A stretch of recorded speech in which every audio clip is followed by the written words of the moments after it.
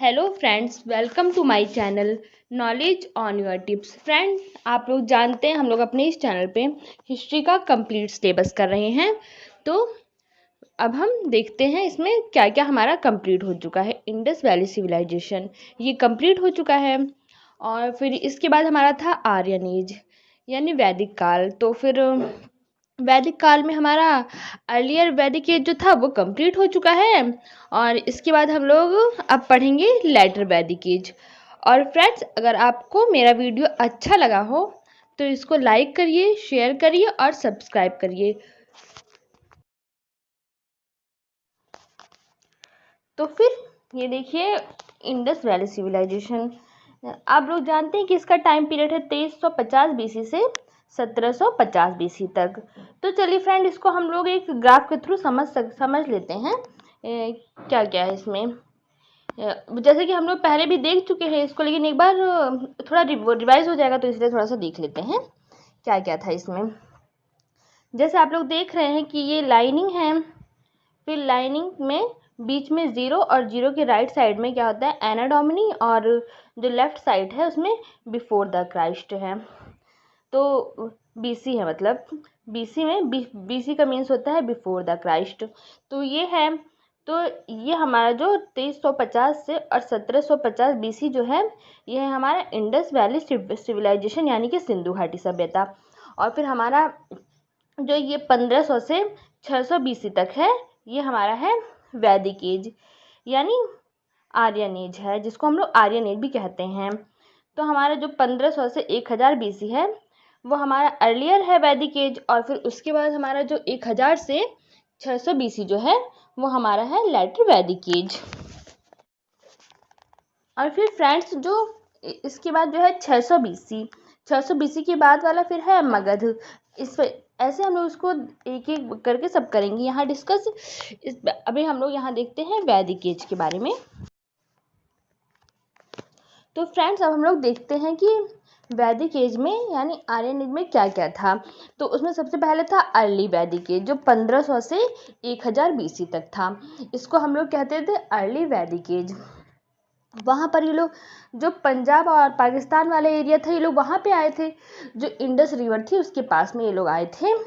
और ये लोग घुमंतू लोग थे, जो कि नोमैडिक लोग थे। तो ये लोग इधर उधर घूमते रहते थे। ये सब हम लोग देख चुके हैं, प्रीवियस जो वीडियो था उसमें हम लोग ये सब देख चुके हैं। और हमारे इसके बाद जो आता है वो आता है लेटर वैदिक एज यानी उत्तर वैदिक काल आता है हमारा। इसका टाइम पीरियड था 1000 बीसी से 600 बीसी तक इसका टाइम पीरियड था। और ये लोग जो इंडस रिवर थी और पंजाब का एरिया था, वहाँ से ये लोग होते हुए यूपी और बिहार के एरिया में ये लोग आ गए थे उस समय। और जो जो अर्ली जो वैदिक एज था उसमें तो ऋग्वेद था। और उसके बाद हमारा जो लेटर वैदिक एज था उसके अंदर इसमें सामवेद और यजुर्वेद अथर्ववेद ये सब इस समय लिखा गया था इस टाइम में। और इन लोगों का जो निवास था वो परमानेंट हो गया था इस टाइम में। तो फ्रेंड्स, इसके बाद आप लोग ये देखिए, हम लोग थोड़ा मैप के थ्रू भी एक बार देख लेते हैं। ये सब जो समझाया है मैंने आपको, उसको एक बार मैप के थ्रू भी देख लेते हैं। जैसे ये देखिए, ये सिंधु वाला एरिया है। जो सिंधु जो नदी थी, ये पंजाब और पाकिस्तान वाला जो एरिया था ये वो वाला एरिया है। फिर यहाँ से ये लोग जो आर्यन लोग थे, यहाँ से ये लोग होते हुए यूपी और बिहार का जो एरिया है वहाँ पे ये लोग आए। जो गंगा और यमुना रिवर जहाँ पर थी, यहाँ पर ये लोग आए। तो फिर इन लोगों ने यहाँ पे देखा कि यहाँ पर अलुवियल सॉइल थी। तो अलुवियल तो सॉइल आप लोग जानते हैं, जो कि बहुत उपजाऊ होती है, खेती के लिए अच्छी वो मानते हैं उसको खेती के लिए। तो ये लोग यहाँ पर आकर के खेती भी करने लगे। तो इन लोगों ने जब खेती का कार्य अपना किया यहाँ पर स्टार्ट, तो जब खेती यहाँ पर होने लगी तो इन लोगों को मतलब वहाँ पे अच्छा लगा जहाँ पर खेती होने लगी। और फिर यहाँ पर इन लोगों को आयरन भी मिला था। तो आयरन से हथियार जो बनाते थे वो सब इन लोगों का होने लगा आयरन से। तो खेती का मतलब इन लोगों का अच्छा यहाँ पर हो गया। तो इसीलिए जो मैंने आपसे इससे जो पहले जो बताया है मैंने आपको कि यहाँ पर ये लोग स्थायी लोगों का हो गया था निवास। तो स्थायी निवास इन लोगों का इसीलिए हो गया था क्योंकि यहाँ पर खेती भी हो गई और खेती के लिए औजार भी इन लोगों को यहाँ मिल गए, क्योंकि लोहा भी था इन लोगों के पास। तो इसलिए यहाँ पे काफ़ी अच्छा हो गया। तो ये लोग यहाँ पे आके रहने लगे। तो चलिए अब ये देखिए, जैसे हम लोग स्लाइड के थ्रू अब थोड़ा सा देख लेते हैं। जो उत्तर वैदिक काल था यानी आपका पोस्ट वैदिक पीरियड जो था, उसका टाइम पीरियड था 1000 बीसी से 600 बीसी तक इसका टाइम पीरियड था आपका। तो इसमें हम लोग देख रहे हैं जैसे कि उत्तर वैदिक काल वो काल है जिसमें यजुर्वेद, सामवेद, अथर्ववेद, ब्राह्मण, आरण्यक और उपनिषद आदि की रचना की गई उस समय। और इस काल को वो आयरन फेज भी कहते थे। आयरन फेज तो हम लोग अभी देख ही चुके हैं इससे पहले हम लोग कि वहाँ पर आयरन पाया गया था, इसलिए हम लोग इसको आयरन फेज भी कहते थे। जाति व्यवस्था उनके काम पर आधारित नहीं थी बल्कि उनकी फैमिली पर, जो उनके फैमिली जो वंश के आधार पे थी उस पर आधारित थी जाति व्यवस्था। तो इसको थोड़ा सा हम लोग डिटेल में इसको देखते हैं कि वहाँ पर क्या कैसे हुआ था, कास्ट का डिवीज़न जो था वो किस तरह। तो फिर 600 BC में जो ये आर्यन लोग थे इन लोगों ने अपना खेती का काम स्टार्ट किया था। फिर इन लोगों में से कोई एक इंटेलिजेंट थोड़ा होता था, उसको इन लोगों ने अपनी कृषि का जो पूरी लोग खेती जो करते थे उसका एक हिस्सा इन लोगों ने उसको दे दिया और उसको अपना राजा मान लिया, जिससे कि वो कोई बाहरी आक्रमण हो या कोई इन लोगों के ऊपर आक्रमण आकर करे तो इन लोगों की रक्षा वो कर सके। इसलिए इन लोगों ने अपनी भूमि का एक हिस्सा उसको दे दिया और उसको अपना इन लोगों ने राजा मान लिया। जैसे हम लोग इस टाइम पे टैक्स देते हैं उसी तरह से था कि ये लोग अपना जो कमाते, जो मतलब पूरी खेती जो करते थे उसका एक हिस्सा अपने राजा को दे देते थे उस टाइम। तो राजा ने, तो इस प्रकार से इन लोगों का राजा भी बन गया, जो इन लोगों की जो रक्षा जो करता था वो हो गया इन लोगों का राजा उस समय।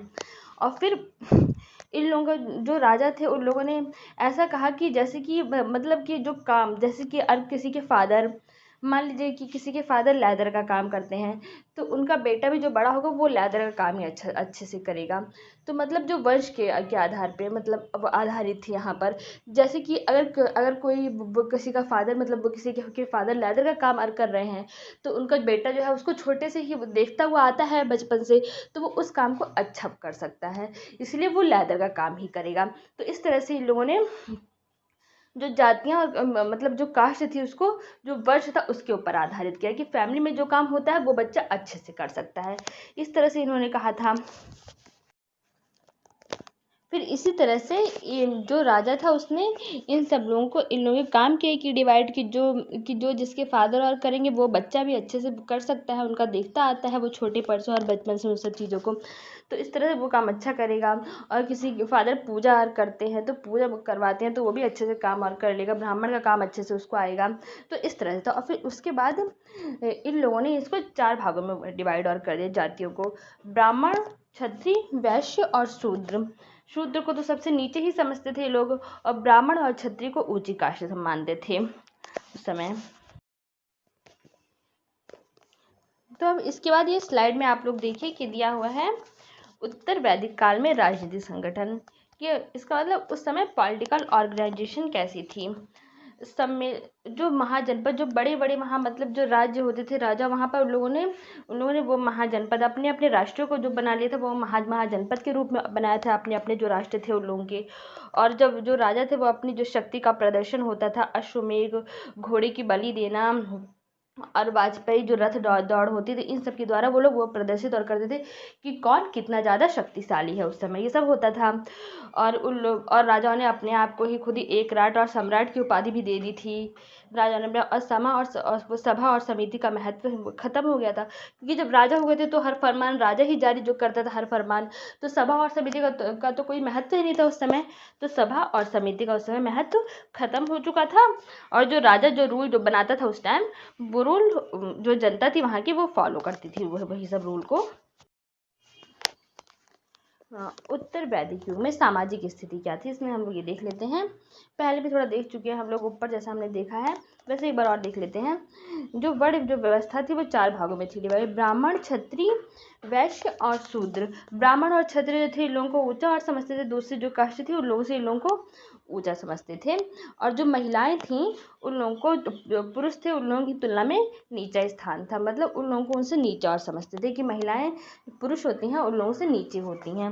और जबकि पहले ऐसा कुछ भी नहीं था, आप लोगों ने देखा है कि पहले तो महिलाओं को जो विदुषी मानते थे, जैसे अपाला हुई, घोषा हुई, इन सब लोगों को हम लोग देख भी चुके हैं। पहले जो अर्ली जो वैदिक एज थी उसके अंदर दिया हुआ है कि उन लोगों को काफ़ी ज्ञानी माना जाता था उस समय। लेकिन इस समय तक, लेकिन धीरे धीरे आते हुए जो महिलाओं का स्थान था और उनका जो महत्व था वो धीरे धीरे यहाँ तक आते आते और कम होने लगा। कि महिला को उतना अच्छा स्थान प्राप्त नहीं था जितना कि वहाँ पर पुरुषों को स्थान प्राप्त था। और बाल विवाह यहाँ पर आम हो गया। अभी तक तो बाल विवाह यहाँ नहीं होता था, लेकिन अब यहाँ पर जो उत्तर जो वैदिक है यहाँ तक आते आते बाल विवाह भी आम हो गया। तो फ्रेंड अब हम लोग थोड़ा सा ग्राफ के थ्रू भी यहाँ पे देख लेते हैं कि हमारा समाज जो था वो 4 भागों में था डिवाइड। जैसे ब्राह्मण जो थे सबसे ऊपर थे, फिर उसके बाद थे हमारे क्षत्रिय, और फिर वैश्य, और फिर इसके बाद थे शूद्र। सबसे नीचे थे शूद्र। ब्राह्मण जो होते थे वो उनका काम था ज्ञान ग्रहण करना और लोगों को ज्ञान देना, उस समय उनका काम था। और जो क्षत्रिय थे वो युद्ध का काम उन सबका होता था, जो युद्ध और लड़ाइयाँ वड़ाइयाँ होती थी ये सब काम उन लोगों का होता था। और वैश्य जो होते थे जो व्यापार का सामान लेना देना ये सब इन लोगों का काम होता था। और शूद्र को तो सबसे नीचा ही समझते थे, तो शूद्र का काम तो होता था कि सर्वेंट और लेबर ये सब काम जो होते थे, लेबर ये सब काम होता था शूद्र का, ये सब काम तो इन लोगों का होता था। जो ऊपर की 3 जातियाँ थी जैसे ब्राह्मण, क्षत्रिय, वैश्य, तो इन लोगों को ये लोग आर्यन समझते थे, मतलब इन लोगों को आर्यन ये लोग मानते थे। और जो सबसे शूद्र होते थे तो इन लोगों को नीचा समझते थे ये लोग, तो इनको कहा जाता है कि ये लोग नॉन आर्यन है, मतलब ये लोग आर्यन नहीं हैं। तो इस प्रकार से हमारा जो समाज था वो 4 भागों में था डिवाइड, ब्राह्मण, क्षत्रिय, वैश्य और शूद्र। तो अब इसमें देखते हैं फ्रेंड्स उत्तर वैदिक जो थी उसके अंदर आर्थिक स्थिति क्या थी। इसमें हम लोग देखते हैं कि उसकी इकोनॉमिकल कंडीशन क्या थी। जो वन थे उन लोगों को काट करके, हम लोग स्लाइड में देख रहे हैं, जो वन थे उन लोगों को काट करके यहाँ पर खेती का कार्य स्टार्ट कर दिया गया, क्योंकि जो वन थे वहाँ पर पेड़ पौधों को काटा गया और वहाँ पर और भी खेती का काम स्टार्ट किया गया। क्योंकि जैसे जैसे जो राजा और महाराजा थे वो लोगों ने जब टैक्स बढ़ाना स्टार्ट किया लोगों के ऊपर, तो वो लोग ज़्यादा से ज़्यादा और खेती करने लगे कि ज़्यादा और खेती होगी तो फिर और भी अच्छा रहेगा। इसी वजह से उन लोगों ने खेती का काम ज़्यादा से ज़्यादा स्टार्ट कर दिया। और गेहूँ, चावल, जौ ये सब वहाँ का जो मुख्य था व्यवसाय ये हो गया वहाँ पर। और ये बढ़ई, चर्म कर्म और जो मिट्टी के जो बर्तन थे जब इन लोगों का स्थायी हो गया निवास, तो इन लोगों का काम भी होने लगा इन सब चीज़ों का, जो बर्तन थे और बढ़ई की सामान इन सब का इस्तेमाल भी इन लोगों का होने लगा, तो वो सब भी स्टार्ट हो गया। और जो विदेश थे उनसे व्यापार भी स्टार्ट हो गया, समुद्र के माध्यम से जो व्यापार होता था वो भी स्टार्ट हो गया उस समय इन लोगों का। और जो व्यापार के लिए सिक्कों का भी उपयोग होने लगा, जैसे कि ये होता है कि निष्क और सतनाम, सोने के सिक्के, चांदी के सिक्के, इन सब चीज़ों का प्रयोग होने लगा, तो ये लोग व्यापार के लिए सिक्कों का भी प्रयोग करने। तो फिर इसके बाद हम लोग देखते हैं अब उत्तर वैदिक युग में धार्मिक स्थिति क्या थी। उस समय की धार्मिक स्थिति क्या थी इसको हम लोग देख लेते हैं।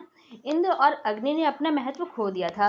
पहले आप लोग देख रहे थे जो अर्ली जो वैदिक एज थी उसके अंदर इंद्र और अग्नि जो थी उन लोगों का काफ़ी ज़्यादा था महत्व, उन लोगों को ये प्रमुख देवता के रूप में वहाँ पे पूजते थे। लेकिन इस समय आते आते इन लोगों का महत्व बहुत कम हो गया और लोग प्रकृति की पूजा करने लगे, जैसे कि प्रजापति, विष्णु और रुद्र, इन सब लोगों की होने लगी पूजा यहाँ पर। तो ये लोग प्रकृति को पूजने लगे। उस समय लोग इंद्र और अग्नि का महत्व खत्म हो गया। यज्ञ और अनुष्ठान जो यज्ञ जो करने लगे, जो यज्ञ पूजा और कर्मकांड इन सब का ज़्यादा महत्व हो गया। और पुरोहितवाद एक जो वंशानुगत पेशा बन गया। तो मतलब जो पूजा जो करवाते थे और जो कर्मकांड जिन लोगों को इन सब चीज़ों की थी नॉलेज, तो इन लोगों का ये पेशा बन गया। तो ये लोग पूजा कर्मकांड और धार्मिक रूल जो थे ये सब यहाँ पे ये बताते थे लोग। तो ये सब जो धर्म थे इसमें काफ़ी रूल और रेगुलेशन थे कि किस तरह से पूजा होगी, किस तरह से कर्मकांड होंगे, तो ये सब इसमें था। तो बहुत सारे लोग मतलब ये सब रूल नहीं फॉलो जो करना चाहते थे उन लोगों ने, तो उस समय बौद्ध मतलब काफ़ी सारे जो धर्म थे उन लोगों का उदय हुआ। लेकिन उसमें से जो प्रमुख जो मतलब जो माने गए उस समय थे बौद्ध धर्म और जैन धर्म, इन लोगों को उस समय प्रमुख माना गया था। तो अब देखते हैं कि उत्तर जो वैदिक काल था उसके अंदर साहित्य क्या क्या थे, मतलब वहाँ पर साहित्य कैसा था। तो यजुर्वेद जो था, तो पहला है यजुर्वेद। तो इसमें जो यजुर्वेद था उसका अर्थ होता था कि बलि का सूत्र, सेक्रीफाइस होता था इसके अंदर। और जो ये था इसको 2 भागों में ये बांटा गया था। एक था कृष्ण यजुर्वेद और एक था शुक्ल यजुर्वेद। तो कृष्ण मतलब एक ब्लैक था यजुर्वेद और एक वाइट यजुर्वेद था इसके अंदर। और फिर जो यजुर्वेद था उसके बाद था फिर सामवेद का अर्थ होता था लय, मतलब कि संगीत, जिसमें कि संगीत का उल्लेख किया गया था। वो संगीत के माध्यम से जो होता था उसको कहा जाता था सामवेद। और जो ये सामवेद था, इसमें सामवेद को संगीत के जो जनक होता है उस रूप में इसको ये मानते थे हम लोग। और सामवेद के अंदर जो भूकंप और अकाल जो आए थे उन सब का उल्लेख सामवेद के अंदर किया गया था। मतलब सामवेद के अंदर ही पहला इन लोगों का प्रमाण जो था वो मिला हुआ था कि भूकंप और अकाल ये सब कुछ कैसे आए, तो इन सब चीज़ों का उल्लेख जो था वो हमारा सामवेद के अंदर ही मिला था। फिर हम लोग इसके साहित्य के बारे में आगे देखते हैं, इसमें क्या दिया हुआ है। अथर्ववेद, अथर्ववेद को ये सबसे अंतिम वेद जो माना जाता था, जो सबसे लास्ट में आया था उसको हम लोग अथर्ववेद कहते थे। अथर्ववेद, इसमें काला जादू के बारे में, जादू टोने के बारे में ये सब इसके अंदर दिया गया था। और इसमें स्वयंवर जो प्रणाली थी वो इसके अंदर दिया हुआ था। और ये सबसे लास्ट का वेद होता था। और जो पहले जो वेद थे कि वो यजुर्वेद, सामवेद और ऋग्वेद, ये तीनों जो थे तो इन लोगों को कहा जाता था वैत्रयी, लोगों को हम कहते थे। और ये अथर्ववेद हमारे पास सबसे अंतिम था, मतलब ये सबसे लास्ट का वेद था। फिर उसके बाद जो थे ये ब्राह्मण, ब्राह्मण इसमें दिया हुआ है। ब्राह्मण जो थे वो पाठ के रूप में, पाठ जो करते थे उन लोगों को, जो पाठ और भजन जो करते थे उन लोगों को ब्राह्मण कहा जाता था। अब जैसे आप लोग देख रहे हैं यहाँ पर वेद और ब्राह्मण, जो बहुत सारे वेद जो थे उन लोगों के ब्राह्मण कौन कौन से थे ये बताया गया है इसमें। जैसे कि ऋग्वेद था तो इसके ब्राह्मण थे ऐत्री और कौशिकी। और फिर उसके बाद था यजुर्वेद, तो उसके ब्राह्मण जो थे वो थे शतपथ और तैत्तिरीय। और सामवेद के जो ब्राह्मण थे वो थे पंचविश और जमुनिया। और फिर जो सबसे लास्ट वेद था अथर्ववेद, उसके ब्राह्मण जो थे वो थे गौपथ। फिर इसके बाद दिया हुआ है हमारा अरण्यक। अरण्यक जो होते थे इनकी जो संख्या थी 7 थी। अरण्यक की संख्या 7 होती थी और ब्राह्मणों के जो निर्णायक थे उन लोगों को अरण्यक हम कहते थे। फिर अरण्यक के बाद हमारा दिया है उपनिषद। उपनिषद जो थे वेदों का जो अंतिम भाग था उसको हम लोग वेदांत भी कहते थे, तो वेदांत को ही हम लोग उपनिषद भी कहते थे उस समय। तो वेदांत और उपनिषद दोनों एक ही होते थे। और उपनिषदों की जो संख्या थी वो 108 थी उस समय। जो उपनिषद थे उन लोगों की संख्या 108 थी। और सत्यमेव जयते के अंदर मुंडोक उपनिषद का भी उल्लेख किया गया है, वो सत्यमेव जयते में। और फिर उसके अंदर यहाँ पर जो वेद थे और उसके ब्राह्मण जो थे उन सब का नाम यहाँ दिया गया है।